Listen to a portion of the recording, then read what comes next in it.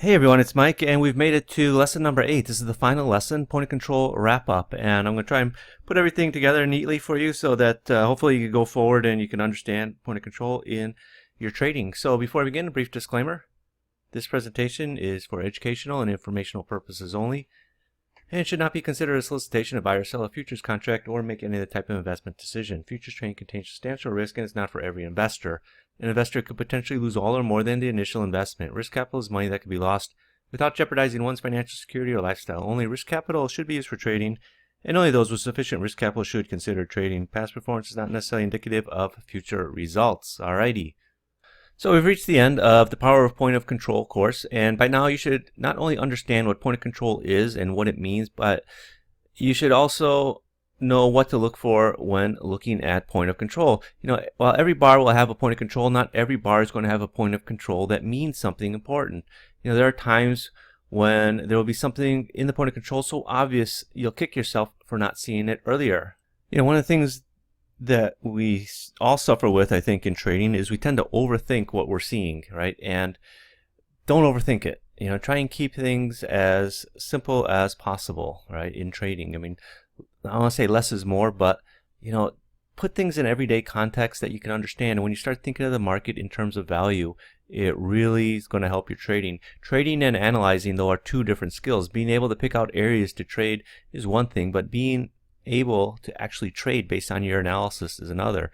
Once you learn and understand what's happening in the market, you're going to have that confidence in your analysis, which will help you become a better trader, right? Because you believe in yourself and you know what you're doing. All too often what happens is, people try and see something in the market, they take one or two trades, they're both losers, they give up. I don't know what I'm doing. And then they go back to the drawing board, go out, buy more books, buy more courses, buy another indicator, when really what they should be doing is figuring out, did I really analyze it right? Okay, and understand, once you come to understanding that even though you could analyze it right, the market could just do something completely opposite to what you want. You don't know, I don't want to say markets are completely random, but sometimes the next trade is going to be random. You can buy, but there could be some guy, sitting at a desk that's got 500 S&Ps to sell after you buy your three contracts, and he's got, boom, 500 to sell. He's just going to sell it in, whack the market, and next thing you know, you got stopped out. Okay, that's the randomness part in trading. But what makes point of control such a powerful and useful tool is that it is based on logic and reason. It allows you to get out of a position when you're wrong and it's going against you, because you can clearly see if you are on the right side or the wrong side of point of control. It also allows you to let your winning trades run farther, because you'll know if you're on the right side of point of control. Again, that's the thing. Everyone says you got to cut your profits short, let your profits run, but they don't really tell you how to do it. Point of control is that tool that's going to allow you to see if you're on the right side of the market or you're the wrong side of the market, right? Just point of control. We're all gradually going higher. By now, you should be able to look at this chart and say, oh, I see a slingshot here. I see a slingshot here. And, you saw, okay, well, this one was a slingshot, didn't work out. Okay, fine, fair enough. But what's going on? I can see point of control is higher. Okay, market, I shouldn't look to still be short. I got a new point of control. It's a bit higher. All of a sudden, boom, I got my next trade. I can take it, go long. Okay, once I'm in this trade, okay, hey, I got another confirming signal. I got another setup that I like to see. And you see, okay, point of control is going higher. I got a pair up here. This is nice. Price action is telling me market's going higher, right? Then point of controls, you hit this high, it just starts going sideways. You got a red candle here. Another blue, another red, another blue. What's that? That's a sign of a market going sideways, alternating point of controls. And then it starts migrating a little bit lower here on the way back down. So an overwhelming majority of traders fail because they don't follow their own trading plan. Point of control keeps you on the right side of the market and is literally a line in the sand if you're stuck in a position that's going against you. If you're on the wrong side of the point of control, that should be your message to get out. If you're already underwater on a trade and point of control is against you, get out. It's going to save your bullets for another day. You can't trade tomorrow if you lose all your money today, basically, right? And understanding that a market is going sideways, like you see here, with point of controls alternating, and sort of coming in all around the same level is the key, right? If you're long in here and it's just like going back and forth, not going anywhere, get out. Wait for something that's more clearer for you to trade. So in this course, I've explained 10 different trade setups. I don't expect you to use all of them. You can, but realistically, you'll probably choose 2 or 3 that fit your trading style and personality. No two traders are exactly alike. Each trader has their own needs and expectations from the market. The thing that gets lost on a lot of people is you hear people talking up positions, but everybody's got a different position. Everybody's got a different outlook on the market. And really what matters is your individual outlook on the market and how you're positioned, and is the market going in your direction or not. You know that you need to develop your own way of trading specific to you, that you can trade successfully. You can't trade someone else's way of trading if that doesn't suit your personality, doesn't suit your style. Trading is a personal endeavor, and each of us has to develop our own style. For me to say you have to trade this way is not going to work for some traders. It would be like putting a square peg into a round hole. You can't, right? I can't say, no, you have to trade this. You have to trade this way if you can't wrap your head around it. It's just not going to work, period. So you have to find what works for you.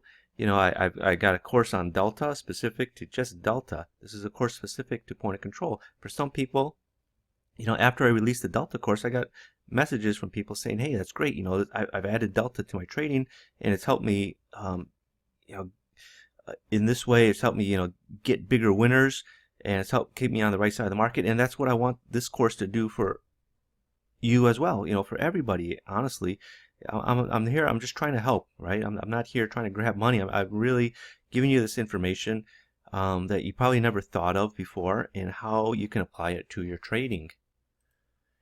Markets have their own logic, which oftentimes seem illogical. Like I said, everything could be pointing to a great buy, and then as soon as you buy, some guy comes in and sells 1,000 lots against you. What can you do?